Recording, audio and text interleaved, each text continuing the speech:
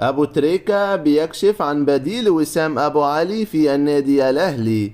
كشف محمد أبو تريكة عن مفاجأة قوية بشأن بديل الفلسطيني وسام أبو علي مهاجم الفريق الأول بالنادي الأهلي، والذي أتم اتفاقه مع نادي كولومبوس الأمريكي للانضمام إليه خلال فترة الانتقالات الصيفية الجارية. وقال أبو تريكة في تصريحاته: معلوماتي ان مفيش مهاجم اجنبي جديد في النادي الاهلي بدلا من وسام ابو علي، لان ببساطة هتمشي مين من الاجانب الحاليين؟ وبصراحة انا شايف جراديشار مهاجم كويس، وممكن الاهلي يتعاقد مع مهاجم فلسطيني ويتم قيده محليا. واضاف تريكا: الجديد بقى ان اسم احمد حسن كوكا مطروح وبقوة للانضمام الى النادي الاهلي، واللاعب ضمن قائمة المهاجمين المرشحين لتعويض وسام أبو علي. وأزيدك من الشعر بيت: اللاعب نفسه ينضم للنادي الأهلي ويرجع من تاني للفريق، ويفاضل النادي الأهلي بين العديد من المهاجمين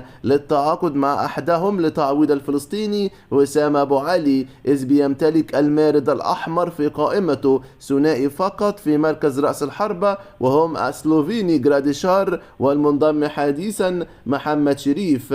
وتحدث أيضا أبو تريكة: الإفصاح عن قيمة بيع أو شراء أي صفقة هو حق أصيل للنادي، وإن أي حد بيطلع يطالب به الأهلي ده شيء مضحك جدا. بس لو أنت شخص حريص بقى على الكرة المصرية وعايز تعمل دور إعلامي مفيد، طالب اتحاد الكورة بالإفصاح عن مديونيات الأندية، لأن هنا ده شيء يتعلق بكل الأندية مش شأن خاص.